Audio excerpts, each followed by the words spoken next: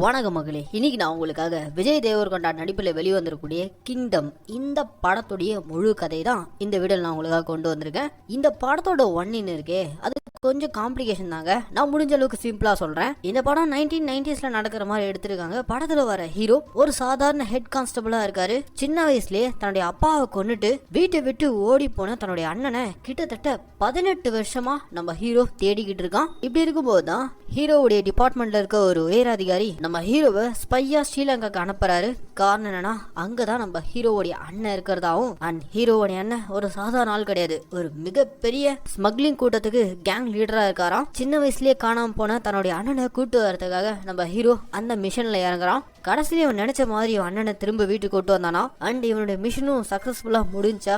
இது எல்லாத்தையும் நம்ம கொஞ்சம் கூட எதிர்பார்க்காத லெவல்ல படம் முழுக்க ஏகப்பட்ட ட்விஸ்ட் அண்ட் டர்ன்ஸோட சொன்ன படம் தான் இந்த கிங்டம். சரி வாங்க இப்ப நம்ம இந்த படத்துடைய முழு கதைக்குள்ள போறதுக்கு முன்னாடி இப்ப நம்ம இந்த கிங்டம்ன்ற படத்துடைய முழு கதைக்குள்ள போவோம். படத்தோட ஓபனிங் சீன்லயே 1920s நடந்த ஒரு சம்பவத்தை தான் காட்டுறாங்க. இந்தியாவோட கடற்கரை ஓரமா இருக்க ஸ்ரீகாகுளம்ன்ற ஒரு ஊரை காட்டுறாங்க. அந்த ஊர்ல ஒரு சில பழங்குடியின மக்கள்லாம் வாழ்ந்துட்டு இருக்காங்க.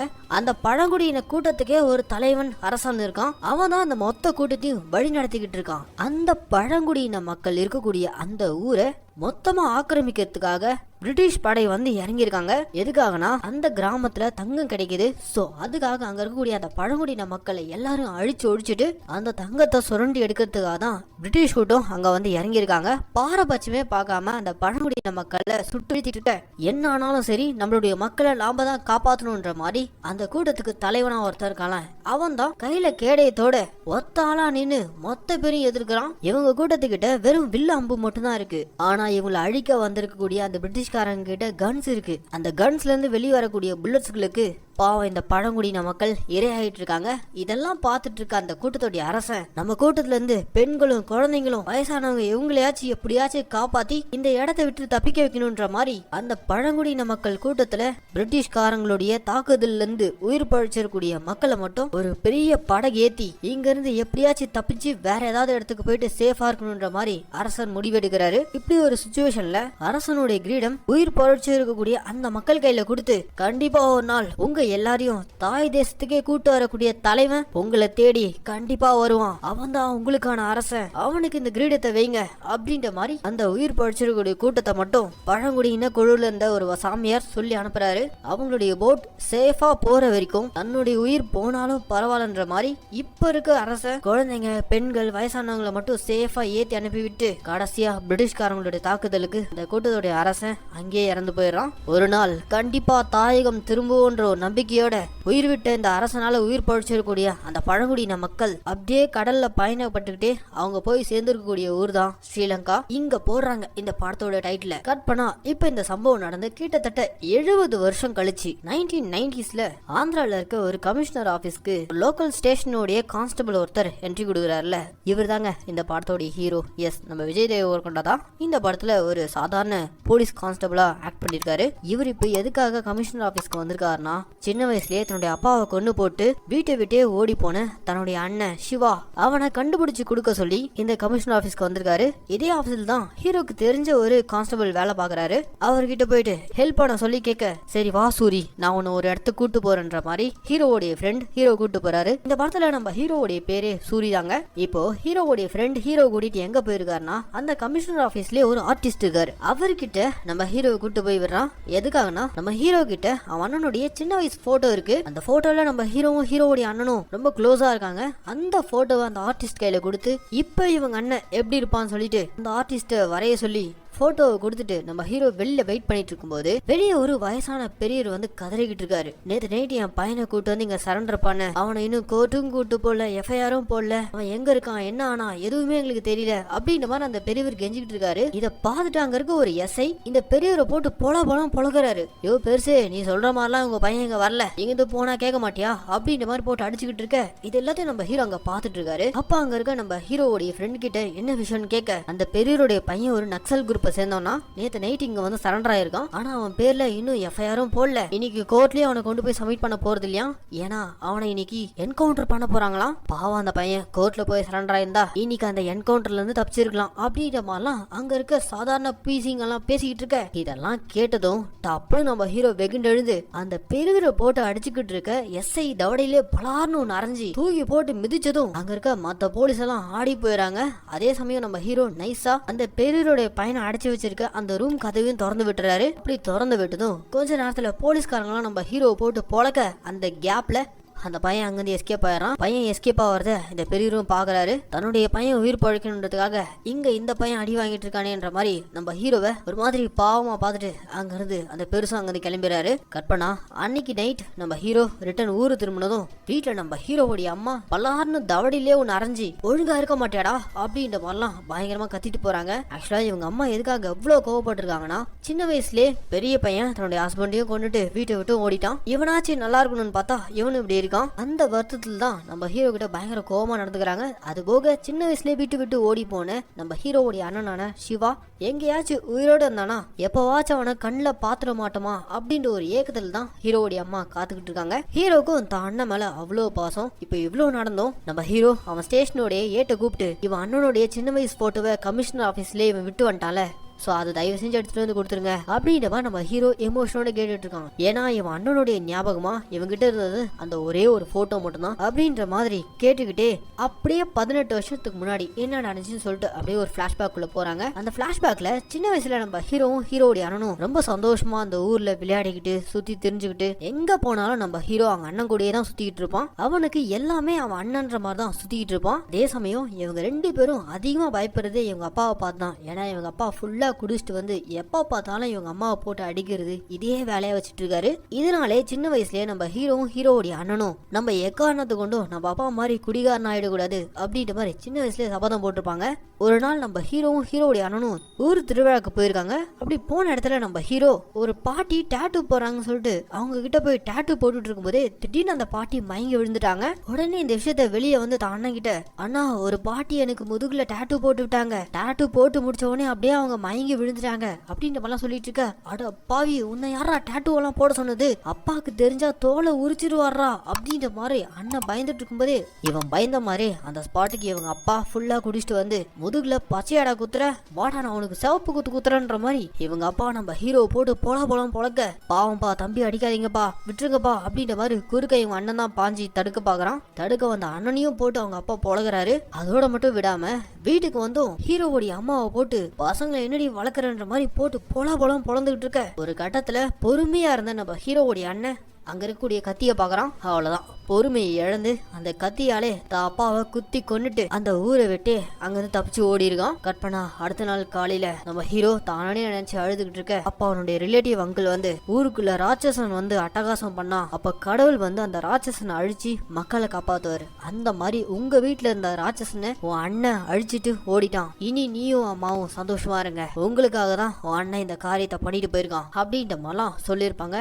சின்ன வயசுல இருந்தே நம்ம ஹீரோக்கு எப்படியாச்சும் தான் அண்ணனை தேடி கண்டுபிடிக்கணும்ன்ற மாதிரி ட்ரை பண்ணிட்டே இருக்கான். இது எல்லாம் தான் நம்ம ஹீரோவுடைய பாஸ் லைஃப்ல நடந்துச்சுன்ற மாதிரி பிளாஷ்பேக் முடிக்கிறாங்க. இப்ப கரண்ட்ல ஹீரோக்கு என்கொயரி வச்சிருக்காங்க. இந்த என்கொயரியில ஒரு பெரிய ஆபீசர் வந்து எவ்வளவு தைரியம் தான் கமிஷனர் ஆபீஸ்க்கே வந்து உன்னை விட உயர் அதிகாரியான எஸ்ஐ மேலே கை வச்சிருப்ப, இப்ப இந்த காரியத்துக்கு உன்னை சஸ்பெண்ட் பண்ணணும், உன்னை சஸ்பெண்ட் பண்ணாம இருக்கிறதுக்கு ஒரே ஒரு ரீசன் சொல்லி விட்டுறோம் அப்படின்ற மாதிரிலாம் அந்த உயர் அதிகாரி கேட்க, அதுக்கு நம்ம ஹீரோ அந்த ஹையர் ஆபீசரை பார்த்து அந்த எஸ்ஐ அடிச்சது ஒரு 70 வயசு பெரியவர், காரணம் அந்த பெரியவருடைய பையனை ஃபேக் என்கவுண்டர் பண்ண பாத்திருக்கீங்க, உங்க மேல ஆல்ரெடி 3 ஃபேக் என்கவுண்டர் கேஸ் இருக்கு, என்கொயரியில இந்த ரீசனே சொல்ல வேண்டியதா போகும், இதனால நாளைக்கு உங்களுக்கும் பிரச்சனை அப்படின்ற மாதிரிலாம் நம்ம ஹீரோ புட்டு வைக்க அந்த ஹையர் ஆபீசரே ஒரு மாதிரி ஆடி போயிறாரு. இந்த ஹீரோ பேசுறது எல்லாத்தையுமே இந்தியன் ராவை சேர்ந்த ஒரு பெரிய ஆபீசரும் கேட்டு தான் இருக்காரு. இந்த என்கொயரி முடிஞ்சதும் ஹீரோவை சஸ்பெண்ட் பண்ணாம விட்டுறாங்க. ஆனா அன்னைக்கு நைட்டு இந்த இந்தியன் ரா ஆபீசர் இருக்கார்ல, அவர் நம்ம ஹீரோவை டைரக்டா மீட் பண்றதுக்காக ஹீரோடைய வீட்டுக்கே மறைமுகமா வந்திருக்காரு. இந்த நேரத்துல இங்க என்ன சார் பண்றீங்க அப்படின்ற மாதிரி கேட்க, உன்ன மாதிரி மாதிரி ஒருத்தனை தான் என்னுடைய ஆபரேஷனுக்காக நான் தேடிட்டு இருந்தேன். ஸ்ரீலங்கால உனக்கு ஒரு ஆபரேஷன் இருக்கு, அண்டர் கவர் ஏஜென்ட்டா நீ போகணும் அப்படின்ற மாதிரிலாம் கேட்க, சார் நான் ஒரு சாதாரண கான்ஸ்டபிள், என்னால எப்படி இந்த மிஷனை பண்ண முடியும் அப்படின்ற மாதிரி நம்ம ஹீரோ கேட்க, உன்னால மட்டும்தான் இந்த மிஷனை முடிக்க முடியும். ஏன்னா இந்த மிஷின் முடிகிறப்போ நீ 18 வருஷமா தேடிட்டு இருக்க உன் அண்ணன் உன் வீட்டுல இருப்பான். எஸ், உன் அண்ணன் யாருன்றதை நாங்க கண்டுபிடிச்சிட்டோம் அப்படின்ற மாதிரி நம்ம ஹீரோ நேற்று கமிஷனர் ஆபீஸ்ல சின்ன வயசு போட்டோ கொடுத்தாங்க. இப்ப இவன் அண்ணன் எப்படி இருப்பான்னு வரைஞ்சு கொடுத்தாங்க போல. அந்த ஸ்கெட்ச் அது எல்லாத்தையும் ஹீரோ கையில கொடுத்து, இந்த மிஷினே உன் அண்ணனை இங்க கூட்டு வரதான் அப்படின்ற மாதிரி இந்த ரா ஆபீசர் சொல்லிட்டு இருக்காரு. ஆக்சுவலா நம்ம ஹீரோவுடைய அண்ணன் 18 வருஷத்துக்கு முன்னாடி இங்க தப்பிச்சு ஓடனால, அப்படி தப்பிச்சு ஓடின நம்ம ஹீரோவுடைய அண்ணன் சிவா 70 வருஷத்துக்கு முன்னாடி ஸ்ரீகாகுளத்துல இருந்து பிரிட்டிஷ்காரங்களுடைய தாக்குதல்ல இருந்து தப்பிச்சு போன அந்த பழங்குடியின மக்கள் அவங்க எல்லாரும் ஸ்ரீலங்கால இருக்க ஜாஃபனுக்கு தான் போய் ரீச் ஆயிருக்காங்க. ஆனா அந்த மண்ணிலையும் அவங்கள நிம்மதியா வாழ விடல. திரும்ப தாயகமான இந்தியாக்கே வந்தா இந்திய குடிமகன்கள் இல்லைன்னு சொல்லிட்டு இங்க இருந்து அவங்கள துரத்தி அடிக்கப்பட்டிருக்காங்க. இப்படி அல்லோல் பட்டுட்டு இருந்த அந்த பழங்குடியின மக்கள் வேற வழியே இல்லாம ஸ்ரீலங்கா ஒட்டி இருக்க ஒரு குட்டி தீவுல போய் தஞ்சம் புகுந்திருக்காங்க. அண்ட் அவங்களுடைய வாழ்வாதாரத்துக்காக ஸ்ரீலங்கால ஓடியப்பன்னு சொல்லிட்டு ஒரு மிகப்பெரிய ஸ்மக்லர், அவங்க பெரிய ஒரு சிண்டிகேட்டே ஃபார்ம் பண்ணி ஆயுதங்கள், கோல்டு இந்த மாதிரி எல்லாம் ஸ்மக்லிங் பண்ணிட்டு இருக்காங்க. அந்த ஸ்மக்லிங் வேலைகளுக்கு இந்த பழங்குடியின மக்களை தான் யூஸ் பண்ணிட்டு இருக்காங்க. ஏன்னா அவங்களுக்கு பாவம் சொந்த நாட்டிலயும் அவங்களுக்கு குடியுரிமை இல்ல. அதே மாதிரி உயிர் பிழைக்கிறதுக்காக தஞ்சம் புகுந்திருக்க இந்த ஸ்ரீலங்கா மண்ணிலையும் அவங்கள வாழ விட மாட்டாங்க. அதுக்காக அந்த பழங்குடியின மக்களுக்கு உங்களுக்கு தேவையானதெல்லாம் நாங்க பண்றோம், ஆனா நீங்க எல்லாரும் எங்களுக்காக மட்டும்தான் வேலை பார்க்கணும் அப்படின்ற மாதிரி அந்த ஓடியப்பன் கேங் இந்த மொத்த பழங்குடியின மக்களே தன்னுடைய கண்ட்ரோல்ல ஒரு தீவுக்குள்ள வச்சு ஸ்மக்லிங் வேலைகளுக்கு யூஸ் பண்ணிட்டு இருக்காங்க. இப்ப இந்த கதைக்கும் நம்ம ஹீரோவுடைய அண்ணனுக்கும் என்ன கதைனா, 18 வருஷத்துக்கு முன்னாடி வீட்டுல தப்பிச்சு உடனே ஹீரோவுடைய அண்ணன் இந்த பழங்குடியின மக்கள் இருக்கக்கூடிய தீவுக்கு தான் போய் சேர்ந்திருக்கான். அதுக்கப்புறம் கொஞ்சம் கொஞ்சமா அந்த மக்கள் கூட்டத்திலேயே வளர்ந்து அவங்களுக்கு தலைவனாவும் மாறி இருக்கான். லிட்டரலா ஓடியப்பனுடைய அந்த ஸ்மக்லிங் சிண்டிகேட்ல சிவாவுடைய கேங் தான் மிகப்பெரிய அளவுல ஸ்மக்லிங் பண்ணிட்டு இருக்காங்க. இது எல்லாமே அந்த பழங்குடியின மக்களுக்காக சிவா பண்ணிட்டு இருக்கான். ஒரு பெரிய ஸ்மக்லரா நம்ம ஹீரோ அண்ணன் மாறி இருக்கான். சோ அவனை எப்படியாச்சும் பேசி கூட்டு வரணும். அண்ட் அந்த கடத்தல்காரர்களுடைய சிண்டிகேட் எப்படி வேலை செய்யுது, ஒரு ஸ்பையா அந்த கூட்டத்துக்கு போயிட்டு அங்க இருந்துகிட்டே முக்கியமான இன்ஃபர்மேஷன்லாம் எங்களுக்கு கொடுக்கணும் அப்படின்ற மாதிரி இந்த இந்தியன் ரா ஆபீசர் நம்ம ஹீரோ கையில இந்த மிஷினை ஒப்படைக்க, இத்தனை வருஷமா நான் இதுக்காக தான் காத்துட்டு இருந்தேன் அப்படின்ற மாதிரி நம்ம ஹீரோ அந்த மிஷினுக்கு ஒத்துக்கிட்டு அன்னைக்கு ராத்திரியோட ராத்திரியா ஸ்ரீலங்காவுக்கு வந்து சேர்றான். இப்ப கரண்டா நம்ம ஹீரோவுடைய அண்ணன் ஜாஃப்னால இருக்க ஒரு ஜெயில இருக்குதா தெரிய வந்திருக்கு. அந்த ஜெயில நம்ம ஹீரோ ஒரு கைதியா உள்ள போயிருக்கான். உள்ள போனதும் டைரக்டா இவன் அண்ணனை போய் சந்திக்காம இவன் அண்ணனுக்கு ரைட் ஹேண்டா சிங்கான்னு ஒருத்தர் இருக்கான். அவங்க கிட்ட வாண்டடா போயிட்டு வம்பிழுத்து நம்ம ஹீரோ அந்த சிங்காவை போட்டு பொழந்துகிட்டு இருக்க சிங்காவை அடிக்கிறான்ற விஷயம் உள்ள இருக்க சிவா, அதாவது நம்ம ஹீரோவுடைய அண்ணனுக்கு தெரிய வந்ததும் வெளியே வந்து நம்ம ஹீரோவை போட்டு பொழக்க, இப்பதாங்க 18 வருஷம் கழிச்சு முதல் முறையா நம்ம ஹீரோ தான் அண்ணனை பாக்குறான். தான் அண்ணனை பார்த்ததும் அப்படியே சின்ன வயசு ஞாபகங்கள். ஆனா இவன் அண்ணன் நம்ம ஹீரோ போட்டு பொழந்து ஒரு கட்டத்துல நம்ம ஹீரோவை வயிற்று பகுதியிலே குத்திடுறான். அப்படி குத்தும் போது என்னை இப்பவே கொன்று உயிர் பொழைச்சேன், நீ நரக வேதனை அனுபவிப்ப அப்படின்ற மாதிரி ஒரு வசனத்தை சொல்றான். ஆக்சுவலா இதே வசனத்தை சின்ன வயசுல நம்ம ஹீரோ அவங்க அப்பா கிட்ட அடி வாங்கும் போது அவங்க அப்பாவை பார்த்து சொல்லியிருப்பான். அந்த டைலாக கேட்டதுமே இவன் தன்னுடைய தம்பி சூரியன்றத அண்ணன் சிவா ரியலைஸ் பண்ணிடுறான். நீ எப்படிடா இங்கடா பண்ற அப்படின்ற மாதிரிலாம் கேட்க, எல்லாம் உனக்காக தான், உன்னை தேடிதான் வந்திருக்க. இங்க பார் சூரி, நீ என் கூட இருக்கிறது ஆபத்து, இங்க திரும்ப அம்மா கிட்டே போயிடு அப்படின்ற மாதிரிலாம் இவங்க அண்ணன் சொல்ல,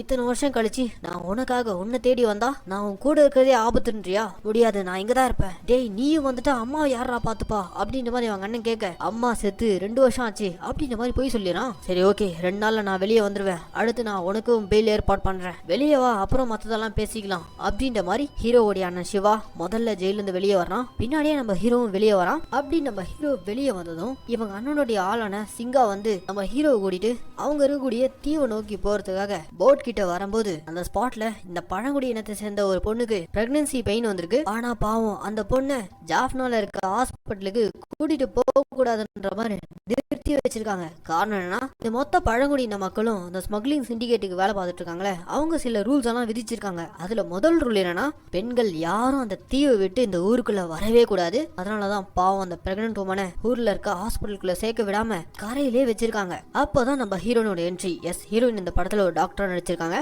அவங்க வந்து இவங்களை எப்படியாச்சும் ஹாஸ்பிட்டல் கூட்டு போகணுன்ற மாதிரி பிரச்சனை பண்ண, அப்ப அந்த ஸ்பாட்ல இந்த படத்தோட ஒரு மெயின் வில்லனுடைய என்ட்ரோ ஓப்பனிங்லேயே இந்த மிகப்பெரிய சிண்டிகேட்டுக்கு தலைவனா ஓடிய பண்ணதுனால அவனுக்கு முருகான்ற ஒரு பையன் இருக்கான். அவன் சரியான சைக்கோபாத். அவனை யாராவது கொஞ்சம் வெறுப்பத்தினாலே அவங்கள கொண்டுட்டு தான் மறு வேலை பார்ப்பான். அது போக இந்த பழங்குடியின மக்களை மனுஷங்களாவே ட்ரீட் பண்ணாம ஏதோ அடிமைகள் மாதிரி வச்சிருக்கான். அதனால இப்ப இந்த பிரெக்னன்ட் உமனையும் ரூல்ஸ் படி அந்த தீவை விட்டு எந்த பெண்களும் ஊருக்குள்ள வரக்கூடாது அப்படின்ற மாதிரி வந்து பிரச்சனை பண்ணிட்டு இருக்கான். அப்ப ஸ்பாட்லயே நம்ம ஹீரோயின் இந்த கரையிலே வச்சு பிரசவம் பாக்குறாங்க. நல்லபடியா ஆண் குழந்தை பிறக்குது. பிறந்தது ஆண் குழந்தை. எவனையாச்சும் ஹாஸ்பிட்டல் கூட்டு போலாமா அப்படின்ற மாதிரி ஹீரோயின் கேட்க, ஓகே ஓகே எடுத்துட்டு போங்க அப்படின்ற மாதிரி அந்த முருகன் அலோவ் பண்ணிடுறான். ஆனா பாவம் குழந்தை பிறந்ததுமே குழந்தையோட முகத்தை கூட பார்க்க விடாம இந்த குழந்தையோட அம்மாவை திரும்ப தீவுக்கே கூட்டு போயிறாங்க. இப்படி ஒரு எமோஷனலான சுச்சுவேஷன்ல தான் நம்ம ஹீரோ அந்த தீவுக்கு என்ட்ரி கொடுக்குறான். பேக்ரவுண்ட்ல பயங்கரமான பிஜிஎம் ரைஸ் ஆகுது.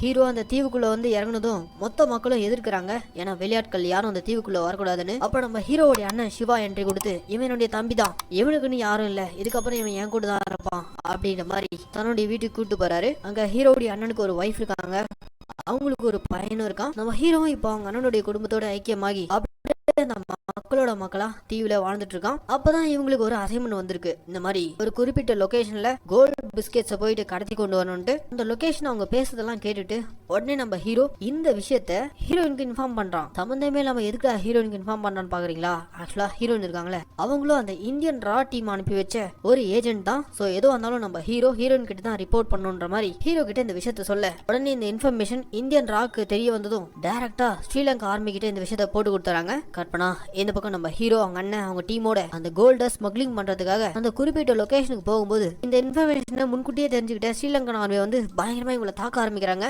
உயிருக்கு பயந்து இவங்க எல்லாரும் அந்த கோல்டு பிஸ்கட் பாக்ஸை அந்த ஸ்ரீலங்கன் ஆர்மி கிட்டே விட்டு உயிர் பழிச்சு தப்பிச்சு வந்துறாங்க. அப்படி இவங்க எல்லாரும் தப்பிச்சு வந்ததும் இந்த ஓடியப்பனோட பையன் முருகன் இருக்கான், அவன் இந்த பழங்குடியின மக்கள்ல இருக்க ஒரு 4 பேர் புடிச்சிட்டு வந்து, இவனுங்கள்ல யாரோ ஒருத்தர் தான் அந்த கருப்பாடு, இவனுங்களை அடிச்சா இன்ஃபர்மேஷன் யார் பாஸ் பண்ணதுன்னு தெரிஞ்சிடும் அப்படின்ற மாதிரி போட்டு பொழந்துட்டு இருக்கான். அடிச்சடியில ஒருத்தன் உயிரே போயிடுச்சு. இதெல்லாம் பார்த்துட்டு இருந்த நம்ம சிவா கடுப்பாயிட்டு, யோ நாங்க எல்லாரும் உங்களுக்காக தானே வேலை பாக்குறோம், இத்தனை வருஷம் இல்லாம இன்னைக்கு நாங்க எதுக்காக போட்டு கொடுக்கணும் அப்படின்ற மாதிரி கொந்தளிக்க உடனே சிண்டிகேட்ல மீட்டிங் அரேஞ்ச் பண்றாங்க. இவங்களுடைய அந்த கோல்ட் பிஸ்கட் பாக்ஸ் அதோடைய வேல்யூ ரொம்ப ரொம்ப அதிகம். அது இப்போ ஸ்ரீலங்கன் ஆர்மி கையில இருக்கு, என்ன பண்ணலாம் அப்படின்ற மாதிரி பேசிட்டு இருக்கும்போது அப்ப ஸ்பாட்ல நம்ம ஹீரோ வாய்ஸ் அவுட் பண்றான். அந்த கோல்ட் பிஸ்கட் இருக்கக்கூடிய கண்டெய்னர்ஸை நான் எடுத்துட்டு வரேன், அதுக்கு கை மாறா நீங்க புடிச்சு வச்சிருக்க எங்க ஆளுங்க 4 பேரையும் விடுவிக்கணும் அப்படின்ற மாதிரி கேட்க, எது ஆர்மி பேஸ்க்கே போயிட்டு கோல்ட் பிஸ்கட் பாக்ஸை தூக்கிட்டு வர போறீங்க, சரிப்பா நீ சொல்றபடியே பண்ணிட்டா உங்க ஆளுங்களை ரிலீஸ் பண்ணிரும் அப்படின்ற மாதிரிலாம் அந்த சிண்டிகேட்ல இருக்கவங்க சொல்ல, எனக்கு அது மட்டும் போதாது, எனக்கு இன்னொரு டிமாண்டும் இருக்கு அப்படின்ற மாதிரி ஹீரோ இங்க வந்து இறங்கும் போது ஒரு அம்மாக்கு பிரசவம் ஆச்சுல, அவங்க இன்னும் அவங்களுடைய குழந்தைய இன்னும் பார்க்கல. சோ அந்த அம்மா தீவுல இருந்து ஊர்ல இருக்க ஹாஸ்பிட்டல்ல இருக்க அந்த குழந்தைய பார்க்க வரணும் அப்படின்ற மாதிரி ஒரு டிமாண்ட் வைக்க, தீவை விட்டு எந்த பெண்களும் ஊருக்குள்ள வரக்கூடாது, அதான் முதல் ரூல் அப்படின்ற மாதிரி அந்த இடத்துல முருகன் கொந்தளிக்க, ஆனா சிண்டிகேட்ல இருக்கவங்க எல்லாரும் நமக்கு பொருள் தான் முக்கியம், அவங்க கேட்டதை பண்ணலாம் அப்படின்ற மாதிரி எல்லாரும் ஓட் பண்றாங்க. இதனாலே இந்த முருகனுக்கு நம்ம ஹீரோ மேலேயும் ஹீரோ அந்த பழங்குடியின கூட்டத்துக்கு மேலேயும் கற்பனா அடுத்த சீன்லயே நம்ம ஹீரோவுடைய அண்ணன் டீம் எல்லாரும் சேர்ந்துக்கிட்டு ஆர்மி பேஸ்ல இருக்க அந்த கோல்டு பாக்ஸை எப்படி தூக்கலாம்னு சொல்லிட்டு பிளான் பண்ணிட்டு இருக்கானுங்க. அப்போதான் அந்த வேற ஒரு இடத்துக்கு ஷிஃப்ட் பண்றாங்கன்ற விஷயம் ஹீரோக்கு தெரிய வந்ததும் ஆர்மிக்காரங்க அதை ஷிப்மெண்ட் பண்ணும்போது தான் டிராவல் அப்பவே அதை தூக்குறன்ற மாதிரி பக்கா ஸ்கெட்ச் போட்டு ஒரு பயங்கரமான சேசிங்ல அண்ணனும் தம்பியும் சேர்ந்துக்கிட்டு ஆர்மி கையில இருந்த இவங்களுடைய அந்த கோல்டு பாக்ஸை தூக்கிட்டு வந்துறானுங்க. அதை தூக்கிட்டு ஒரு பெரிய லாரியில ஒரு பிரிட்ஜை கடந்துட்டா இவங்க இடத்துக்கு போயிடலாம் சொல்லிட்டு போயிட்டு இருக்கும்போது அப்ப அங்க ஸ்ரீலங்கன் ஆர்மி செக் போஸ்ட் வச்சு ஒவ்வொரு வண்டியா செக் பண்ணிட்டு இருக்காங்க. போச்சு கையும் களமா மாட்டணும், டே தம்பி இங்கிருந்து நீ தப்பிச்சு ஓடிடு, நான் இதை பாத்துக்கிறேன் அப்படின்ற மாதிரி ஹீரோவோடைய அண்ணன் எவ்வளவு எடுத்து சொல்றான். ஆனா ஹீரோ கேக்குற மாதிரி இல்ல, ஏன்னா விட்டா ஸ்ரீலங்கன் ஆர்மி கையில இவங்க அண்ணன் மாட்டினா கண்டிப்பா கொண்டுருவாங்க. அதனால நம்ம ஹீரோவோடைய அண்ணனை பார்த்து, இந்த வாட்டி உன்னை விட்டு நான் எங்கேயும் போக மாட்டானா, இப்போ உனக்கு என்ன இந்த கண்டெய்னர்ஸோட இங்க இருந்து தப்பிக்கணும் அவ்வளவுதானே அப்படின்ற மாதிரி நம்ம ஹீரோ இப்போ லாரியை வேகமா செலுத்துறான். ஆனா ஆப்போசிட் சைட்ல இருந்து ஸ்ரீலங்கன் ஆர்மி சரம் மாதிரியா இவங்க லாரியை எய்ம் பண்ணி ஷூட் பண்ணிட்டே இருக்காங்க. ஒரு கட்டத்துல இவங்க வண்டி அந்த ஆர்மி கையில வசமா சிக்கிக்குது. உடனே நம்ம ஹீரோவுடைய அண்ணன் ஒரு சோல்ஜரை கையில கண்ணை வச்சு மிரட்டிக்கிட்டே, தம்பி சூரி நீ மட்டும் எப்படியாச்சும்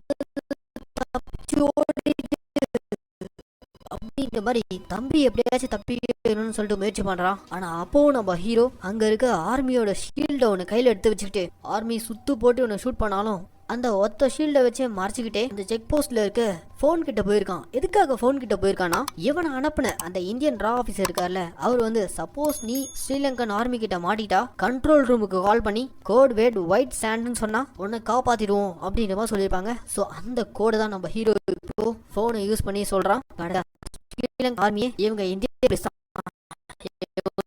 விடலாம் அப்படின்ற மாதிரி போஸ்ட்ல இருந்து தப்பிக்க விடுறாங்க. இந்த இடத்துல தான் ஹீரோவுடைய அண்ணனுக்கு ஹீரோ ஒரு போலீஸ் ஆபீசர் ஒரு ஸ்பையா இங்க வந்திருக்கான்ற விஷயமே ரிவீல் ஆகுது. அந்த ஷாக்கிங்லயே பார்த்துட்டு இருக்கான். ஆனா ஹீரோ அந்த சிண்டிகேட் கிட்ட சொன்னபடியே அந்த கோல்ட் பாக்ஸ் எடுத்துட்டு போயிட்டு ஒப்படைக்கிறான். அவ்வளவுதான். அங்க இருக்க பையன் முருகனுக்கு இந்த சம்பவத்தினால மூக்கு உடைஞ்ச மாதிரி ஆயிடுது. ஹீரோ சொன்னபடியே அவங்க பெடியில இருந்த அந்த 4 பேரையும் விட்டு வச்சிடறான். கிட்டத்தட்ட 70 வருஷமா அந்த தீவை விட்டே வெளியேறாத பெண்கள் முறையா கரையிலேருந்து பிரசவம் பண்ணி குழந்தைய பெற்று எடுத்த அந்த அம்மா தான் குழந்தைய பாக்குறதுக்காக ஹாஸ்பிட்டலுக்கும் கூட்டு வராங்க. இது எல்லாத்தையும் செஞ்சு வச்ச ஹீரோவை அந்த கூட்டமே தலையில தூக்கி வச்சு கொண்டாடிட்டு இருக்க. ஆனா அந்த கூட்டத்துக்கு தெரியாது அவன் ஒரு ஸ்பையா தான் இங்க வந்திருக்கான்னு. இந்த விஷயம் நம்ம ஹீரோவுடைய அண்ணனுக்கு மட்டும்தான் தெரியும். அந்த மக்கள் எல்லாரும் நம்ம ஹீரோவை தூக்கி கொண்டாடிக்கிட்டு இருக்கிறத ஹீரோவுடைய அண்ணன் பார்த்துட்டு இருக்கான்.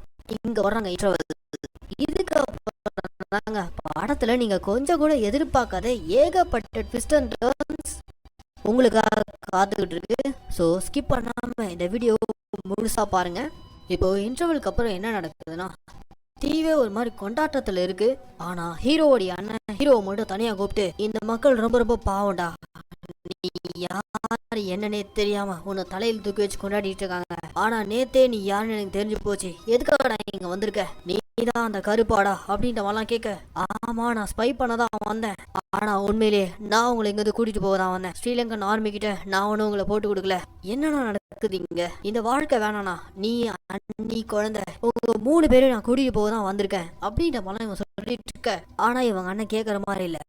இங்க பாரு, 18 வருஷத்துக்கு முன்னாடி நான் இங்க வரும்போது ஒண்ணுமே இல்லாத நான் வந்தேன். இந்த மக்கள் தான் என்னை வளர்த்து ஆளாக்கி இருக்காங்க. இவங்க ரொம்ப ரொம்ப பாவம், இவங்களெல்லாம் விட்டு நான் எங்கேயும் வர மாட்டேன் அப்படின்ற மாதிரிலாம் இவங்க அண்ணன் ஹீரோ கிட்ட பயங்கரமா சண்டை போட்டுட்டு இருக்க. இதுக்கிடையில இந்த பழங்குடியின கூட்டத்திலே ஒருத்தன் மாற்றான். இவன் தான் அந்த கருப்பாடுன்ற மாதிரி ஹீரோவுடைய அண்ணன் சிவாவுடைய ரைட் ஹேண்டா சிங்கன் ஒருத்தனால அவன் ஒருத்தனை போட்டு பொழந்துகிட்டு இருக்கான். எஸ், உண்மை என்னன்னா இவங்க அன்னைக்கு ஸ்மக்லிங் பண்ண போற விஷயத்த இந்த கூட்டத்திலே இருக்கக்கூடிய ஒருத்தன் தான் இந்தியன் ரா ஏஜென்ட்டுக்கு போன் பண்ணி போட்டு கொடுத்துருக்கான். எதுக்காக அப்படி பண்ணின்னு கேட்டா, இங்கிருந்து சேஃபா இந்தியாவுக்கு போறதுக்கான எல்லா ஏற்பாடுகளும் அவங்க பண்ணித்தரணும் சொன்னாங்க. அதுக்காக தான் நான் அந்த வேலை பண்ணேன் அப்படின்ற மாதிரி அவன் உண்மையை சொன்னதும் இந்த கூட்டமே சேர்ந்து கூட்டத்திலே இருந்து எங்களுக்கு துரோகம் பண்ண பாத்தியடா அப்படின்ற மாதிரி அவனை கொண்டுறாங்க. இதை நம்ம ஹீரோவும் பாக்குறான்.